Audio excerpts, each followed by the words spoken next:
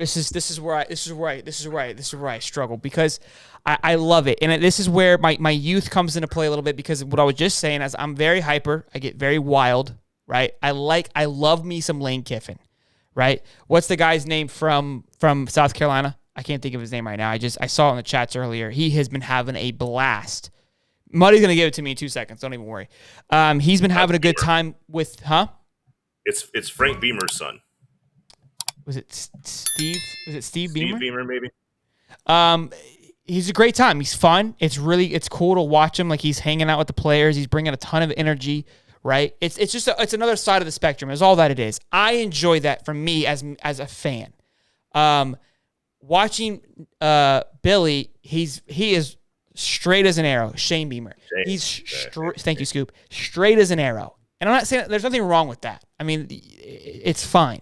The reason why you guys love this show and why we do this show is because we kind of flounder around. We're not really straight arrows. Like we've heard people say like, hey, we like your podcast because it's not like a typical podcast. You have fun. You're loud. You're crazy. That's what I enjoy. That's who I am as a person. That's what I enjoy watching. That's why I love Lane Kiffin. Like the guy is signing mustard bottles. Like just yes. I need more of that in my life, right? Like that's what I want.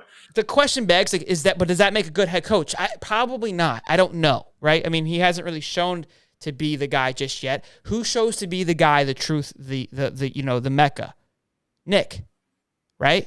And up until Nick, he is a hard ass, and Nick kind of plays that line. Even Spur was a hard ass though, so it's like, look, to me, and I have the Nick versus Saban thing. It seems to me that Billy is starting to give me a lot of Nick vibes. I'm not gonna make any waves. I'm not gonna piss anybody off. I'm gonna say what you want to hear. I'm gonna acknowledge your question. I'm gonna say it with respect, and we're gonna keep it moving. It's just a good old Southern boy mentality, and I love it, right? Because I'm getting Nick Saban vibes. It just doesn't get me excited, and I love that. And I talked about it with Mullen too. Like, look, he didn't come. Like, that's what I loved about Muschamp. I got roasted for that too because I love the energy. Like, I don't know. I'm probably wrong here, and you shouldn't have that in a head coach, and I think Saban has shown that. I think Kirby does a really good job of managing both because he has a little bit of Saban in him, but he also is wild at times. So he's done a good job of managing the two. I guess the point is like I like the hypeness because I don't see Billy coming in on the halftime and just giving me a speech that makes me want to run through a wall. Now, there could be, and that could be what his superpower is that when everybody else is watching, I'm cool as a cucumber, cool as a cold Girl Scout cookie, right?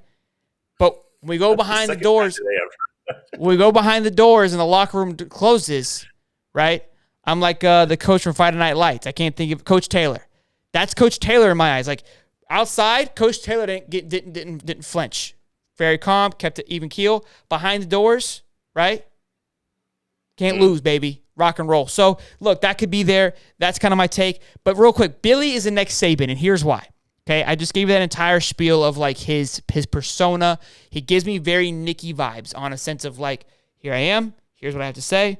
Do you have any questions? Thank you for your questions. Here's how it is. Nick is a little bit older now. He's kind of like a Belichick in a sense of, like, he'll give you a smart-ass response when he's frustrated. But for the most part, the guy is just keeping it right and tight, right?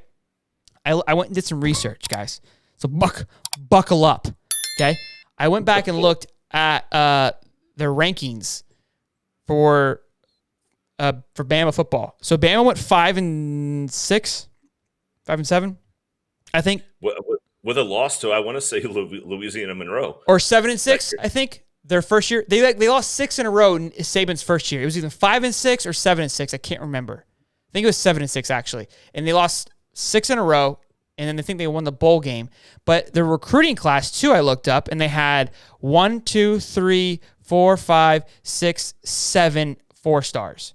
We have 10. And they had a lot more 3-stars, but no 5-stars. Now, again, this is a long time ago. It's 2007. I understand. I'm making a wild comparison here. But the guy grew up under the Saban,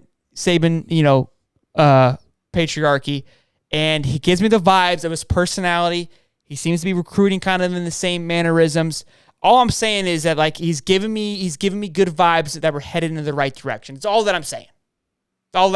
It's a wild hot take, but it's a fun one nonetheless if you kind of look into it a little bit.